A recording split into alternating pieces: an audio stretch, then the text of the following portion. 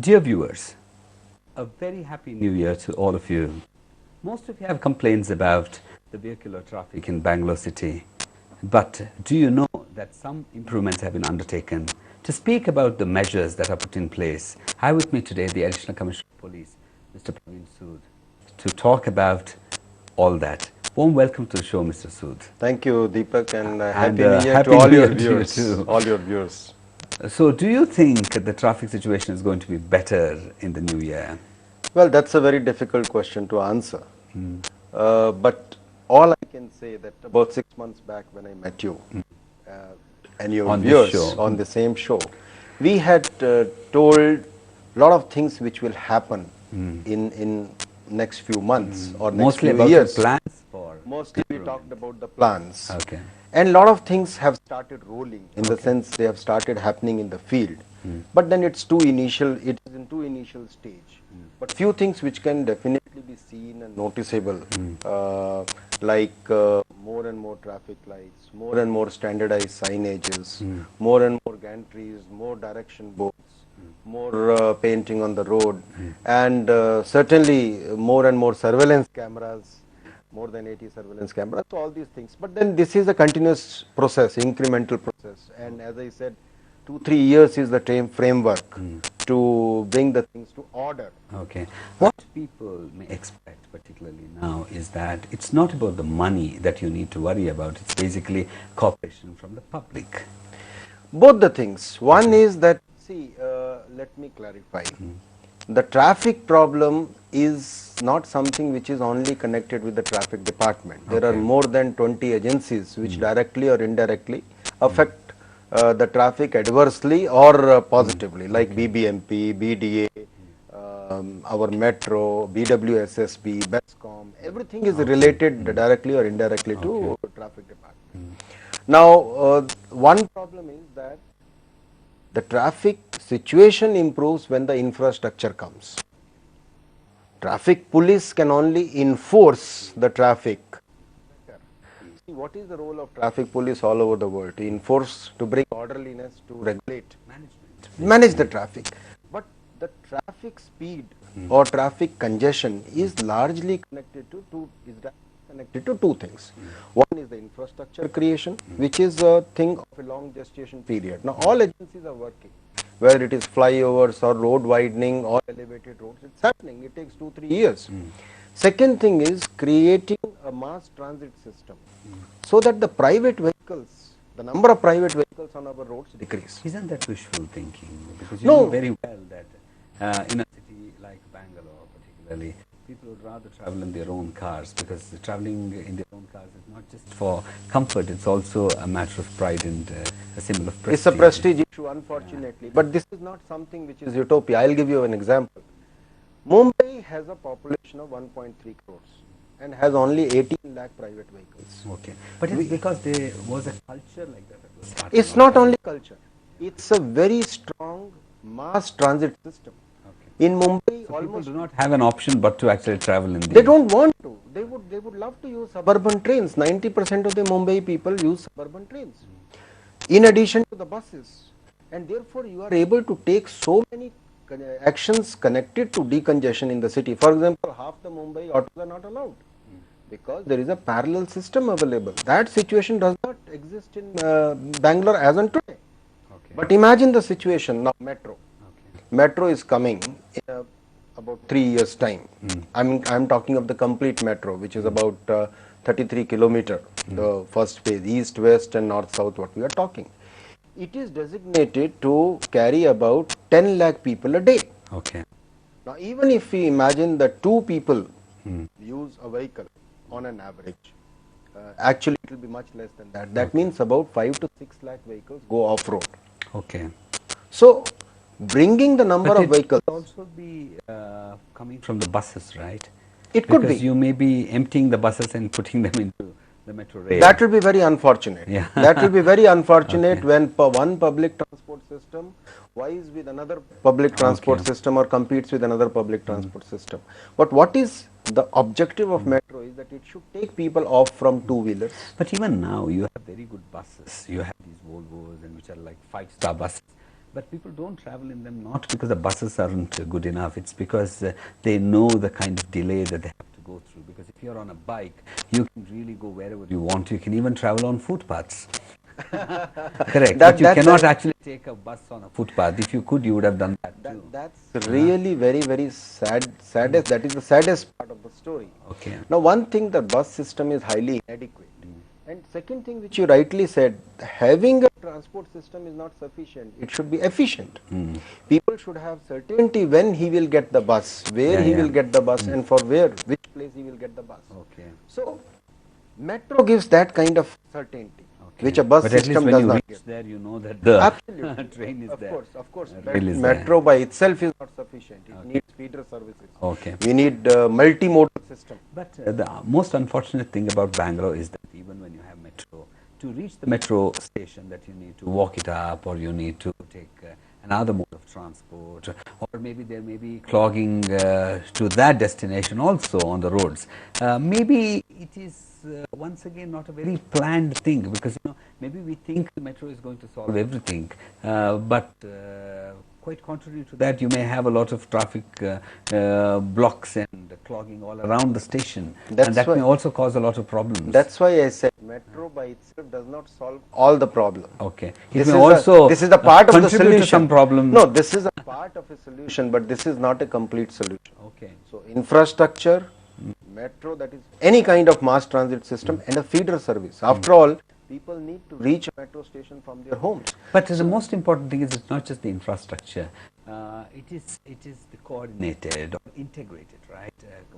Infrastructure that you need, because you cannot have these independent ones which are not connected to one another. You actually should have planned everything in totality, where each contributes to the other, which has not exactly happened. Today you need to find some artificial methods of connecting things. You have a bus stand there, and then you have a metro station somewhere else, and if you really have to construct a bus station closer to a metro station, that's just going to be impossible. But the fact is, we are still in the drawing board stage. I mean, we still have 2 years before the first metro coach rolls. So that is the time. But everybody is only concentrating on metro today. No, that's not true. That's not true. A lot of thinking and a lot of planning is going on. Okay. But the bigger challenge, in the beginning you mentioned about the traffic improving or not improving. I would say we should get ready for the tougher times, when the metro work is going on. Now you have only experienced the first reach of metro from Bayapanhalli to MG Road. Next month, the second reach, that is from Magadi Road, from Mysore Road to Magadi Road. And then the third reach from Yashwantpur to Shadripuram. And then the fourth reach, Jayanagar to Majestic. All these reach, the work will start. And this is the real challenge for traffic police or metro or BBMP. To regulate traffic. How to regulate? See, what's going to happen? All the big 4-lane roads are ultimately going to get reduced to 2-lane roads. Yeah, because of this work. Because of this work. Okay. And you cannot wish it away. I mean, I am not a person who would say, I am sure no citizen would say, oh, let's not have metro. Okay. We need to go through that. We need to, But why could they not just completed one phase completely before? No, I am not the right person to answer that. But do you feel as the person in charge, because instead of actually taking it up all over the city, because you already have a lot of problems. I must tell you, there's a little bit of improvement in traffic. I mean, I've experienced, but people may be saying that to you too. But do you think it's happened because people have also realized that maybe it's time that everybody contributes a little in terms of being a little aware and being a little conscious of these words are music to my ears, because talking about traffic improving is not really a politically correct thing nowadays, especially in Bangalore. But the fact is, see, what is B-track? We keep on talking about B-track. Contrary to the public belief, people ask me, oh, after B-track the traffic will flow smoothly. No, traffic will flow smoothly, as I said, when the metro comes or the infrastructure comes. But the role of B-track is to manage it better and bring some orderliness on the roads. After all, a lot of our problem is not because of infrastructure or public transport absence only. A lot of our problem is also the road user behavior. The way we behave, the way we drive on the roads. That is also. You cannot tell anybody as to how he needs to drive. Absolutely. People would just turn on and tell you, is this your pop's road? Anything. and everywhere. This is a public road. I can drive the way I want. everyone, and people take pride in saying that we will make it Singapore and all those things. But my point is, it will not become Singapore only by infrastructure or by other things or cameras, I had these etc. problems with even putting up these medians, I tell you, because Absolutely. people telling you that it is too high on the road that you cannot actually cross it. Whereas the exact idea is to discourage people from crossing it. See, the idea is, the best part of a city is everyone has an opinion, and which is a good thing, but not necessarily a correct opinion. 60 lakh people have an opinion about everything, whether it is camera or a median, where to open it, for example, medians. Now, one particular feature of Bangalore City is that there is an opening or there is a right turn every half a kilometer. Why traffic doesn't move? Because everyone wants to turn right in front of their house. And they slow down. They slow down. It slows and stops the opposite traffic. Now, the idea behind medians firstly is that we have to close some right turns. Today, why the traffic goes to Devanahalli so fast? Because 39 openings have been reduced to 8 openings, and somebody has to go through the pain. Somebody has to go and take a U-turn. People want a bus stop under their nose. Sometimes they want to cross the road just as they get out of their doors. We blame BMTC drivers. Yes, they do a lot of wrong things, but also there are enough number of people who would terrorize BMTC driver to stop. And he would stop, unfortunately. So, like medians, the very idea of putting medians is that people should not take right turns every 1 kilometer. They should go through some pain. Nowhere in the Western world people take right turns. They only take left turns. Unfortunately, it's not possible here. Second thing, the idea of median is that people should not cross wherever, even the pedestrian should not cross wherever he wants to. They should go to a nearest junction. Everybody talks about improving traffic, but how many people really are concerned about the kind of measures that need to be taken? Because, people want any inconvenience to be caused to somebody else and not to themselves. Two things I want to say. I do a lot of exercises, go and meet the groups, and very often I do this exercise, make a flip chart and tell people, okay, you tell, what do you wish for Bangalore traffic or what we should be doing? We should be doing, because everyone tells, everyone knows what others should be doing or what we should be doing.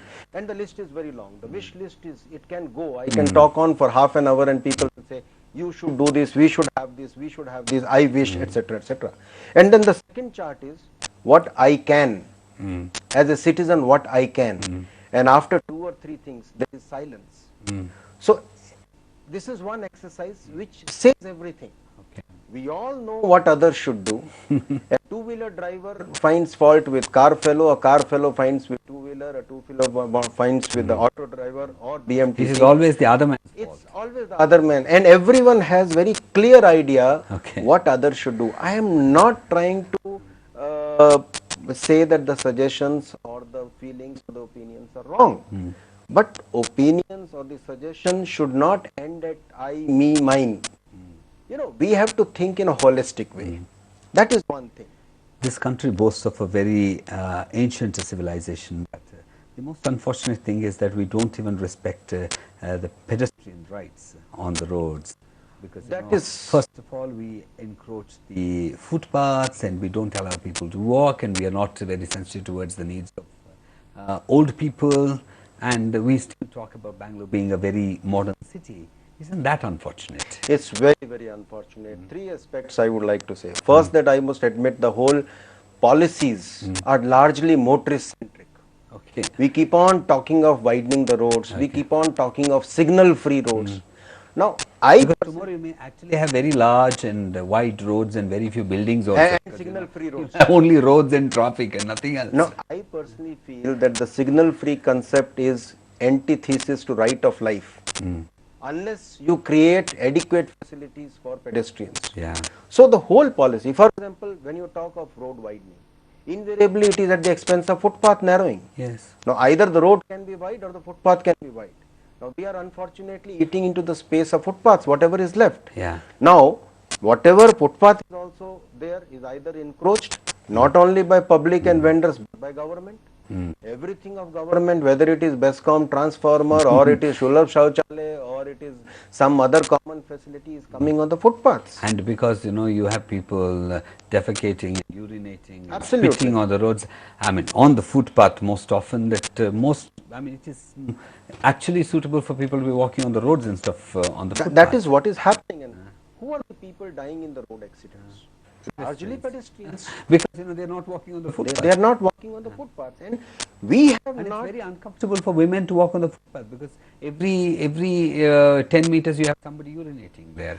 Yeah. And I think these aspects need to be taken into consideration before we even talk about traffic management. That's why I say the policies itself, the kind of focus we have on motorists, even half of that or 25% of it is not on the pedestrian. But are you trying to do something about that? We are. We have been talking about footbridge, over footbridge or underpasses, etc. But there is a problem. For people to hold people to climb up, or even for, and another thing is about handicapped people and physically disabled. I agree, but then there is a counter argument to everything. I'll tell you in our setup.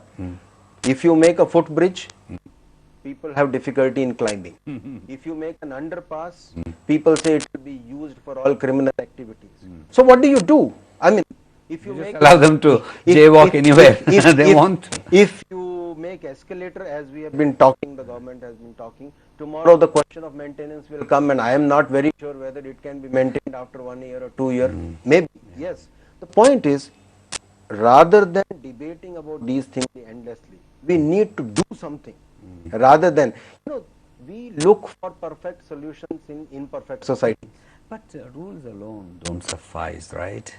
Because vision or plans, all these things cannot be implemented as long as people don't realize the importance of them. I was coming to that. Because people really have this natural tendency to oppose anything that comes in their way, even if it's going to make their life better in the future. Absolutely. A lot of it can be constructive, but a lot of it is just for the sake of it also. First thing I told you about the policies, but there is a second thing also. Wherever now you have seen zebra crossings have been marked, lot of zebra crossing. I am not saying 100%, but lot of zebra crossings have been painted. Do motorists respect those? They just don't realize that there is a right of pedestrians to cross on the zebra crossing. That is a second. And when we have cameras and we penalize people even for crossing the stop line, and they say, oh, but this is too small a thing. It's too smaller. Oh, there are bigger things happening. Why don't you do that? Why? No, it is also big thing. Why don't you go and catch a terrorist? Yeah. Why are you stopping us? Yeah, absolutely. Don't you have better things to do? We are quite. But the same people, when they try to cross the road, and if somebody is trying to honk at them, oh, why can't you stop? There is the pedestrian right that you need to take into consideration.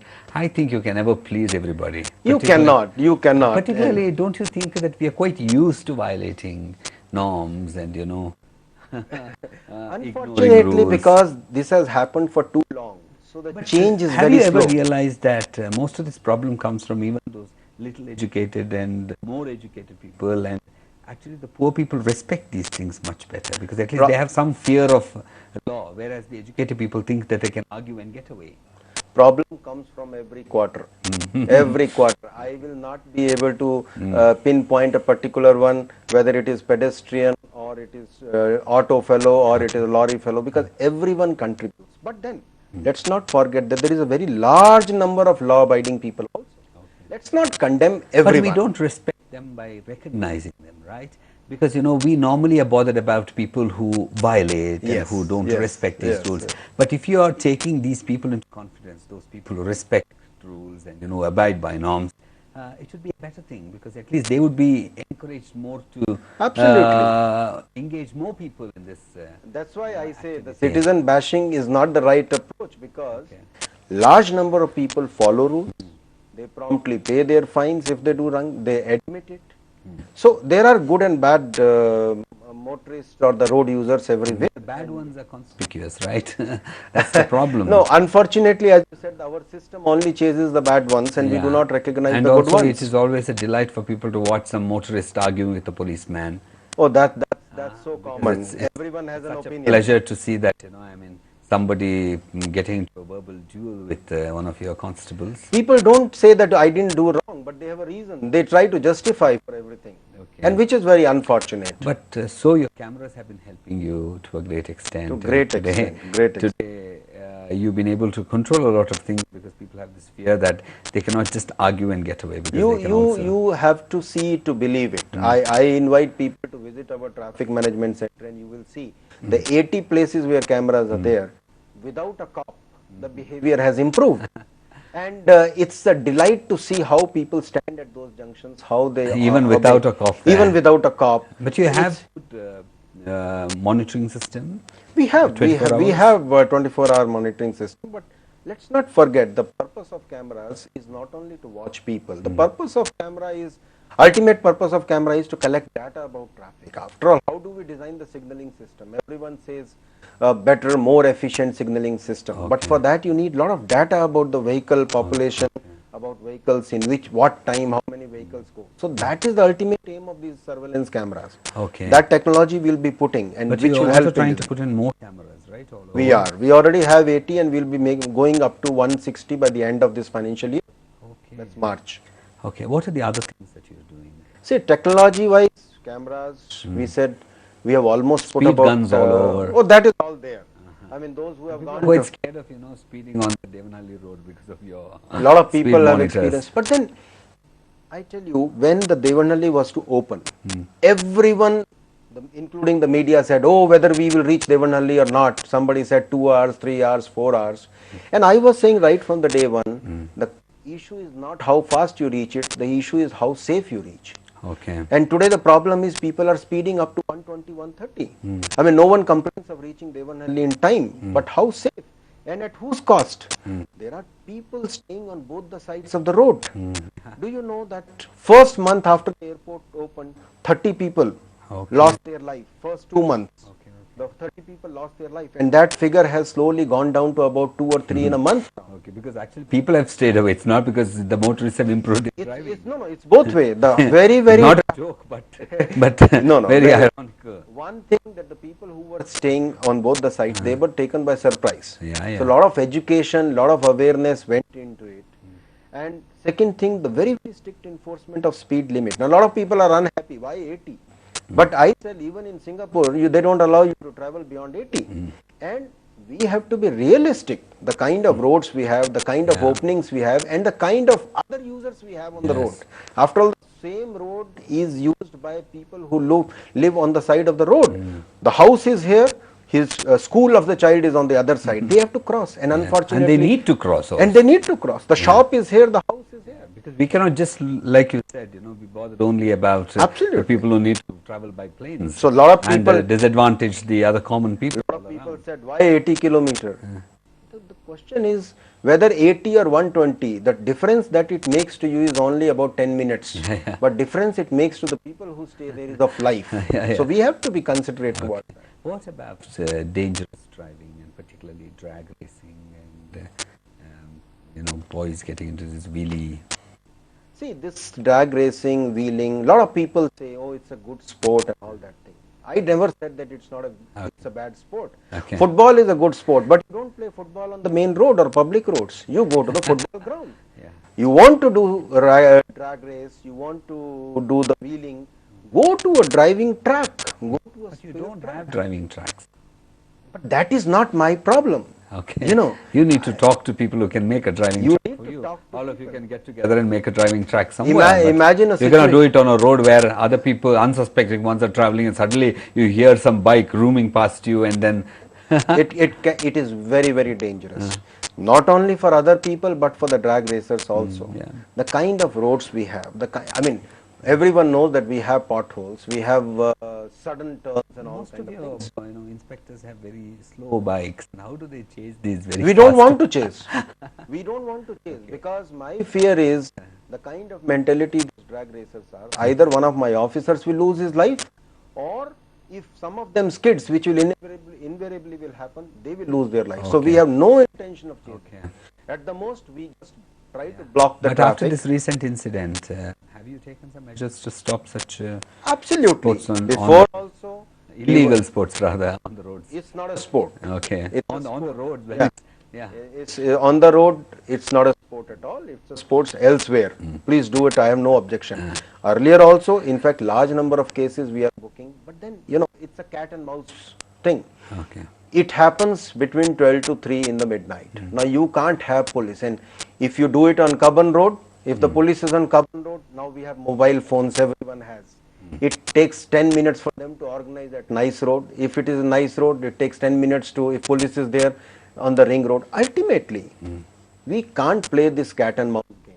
Okay. And we don't want to. We don't want to chase. We don't want to risk our own officers doing all this. Or our own officers getting blamed for stopping somebody who would stick this kid and die. Do you still have the problem with manpower?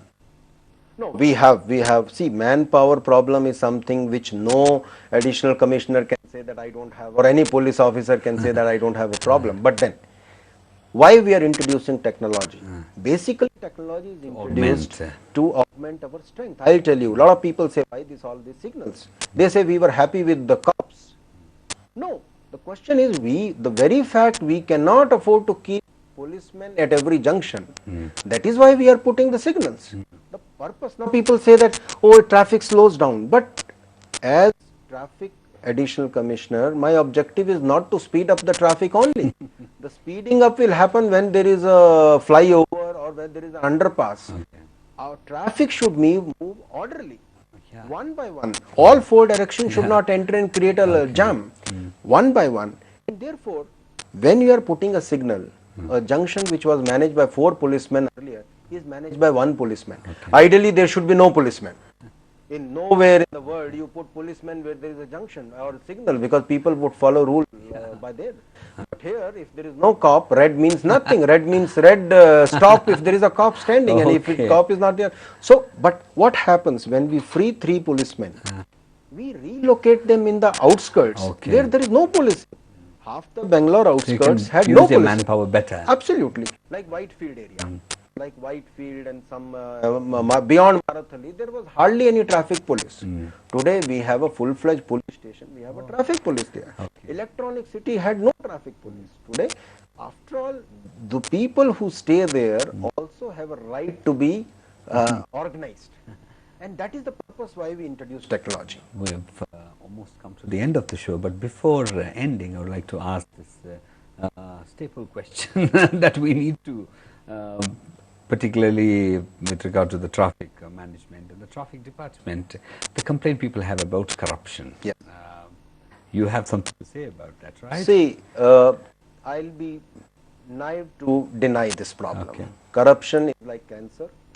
It exists in every department, and let me say that it's not that the department is corrupt, it's a human beings, some human beings and they are corrupt, and they are there in every department, including a private company. So that is there. No, but how it can be tackled? It can only be tackled by empowering citizens. Citizens need to know. Don't forget that for every bribe taker, there is also a bribe giver. A lot of people say, oh, why don't you increase the fine to 5,000 rupees, 10,000 rupees? My question is, with 100 rupees fine, people are ready to do 50-50. What happens if you increase it to 5,000? Now, my appeal to people is, insist on receipt. You committed a mistake, say, I will pay, give me a receipt. After all, when instead of 100 you are paying 500, or instead of 550, or instead of 500 you are paying 200, he is making 200 and you are making 300 rupees. And both are party to the crime. Now, I am not saying the people are not, the policemen are not there. But who can stop them? We all can stop them by not becoming a party to it. Another thing I want to say through your program, the spot fines cannot be imposed by anyone other than the sector. No one below the sub-inspector can collect any money. It's authorized. But they can issue the notices, which you can go to police station and you can go to the court if you want to dispute it, you can dispute it. But money should not be paid, and no one can charge money lower than the rank of sub-inspector, but they can give the notice. But if you insist on a receipt, the chances are that if you are stopped by anyone other than the sub-inspector, lower than the sub-inspector, and if you insist on the receipt, the chances are that you will be let off, or you will pay as what is proper to be paid. Okay. But our willingness Okay. to To settle it, comply also. to settle it Yeah, there somehow Okay. is there. And the blame, everyone is to be blamed. There are bad sheeps. Yeah. Whenever, and I keep on telling, do report, we will definitely take action. Okay. But let us not condemn a department. Okay. It is the human beings, some human beings who are present everywhere. And if we empower the public, if we tell the citizens, this is your right, that is collectively we can tackle this problem. Mr. Sood, it really looks like it's going to be a better year for vehicle users in Bangalore City. And you're certainly doing a lot of work, and all the best. And once again, a very happy new year. Thank you, Deepak. It's not the vehicle user, all road users. This is Including what the pedestrians. including the And we make the pedestrians. mistake time and again. Everyone. We will do our best to make it as good as possible. But as I said, the metro, it's like a new baby coming up. You cannot have a new baby without the labor pains. Okay. We can only reduce that pain. No doctor can eliminate that pain. Okay. And we are in for tough times Okay. in next 1 year. Thank you very much. Thank you.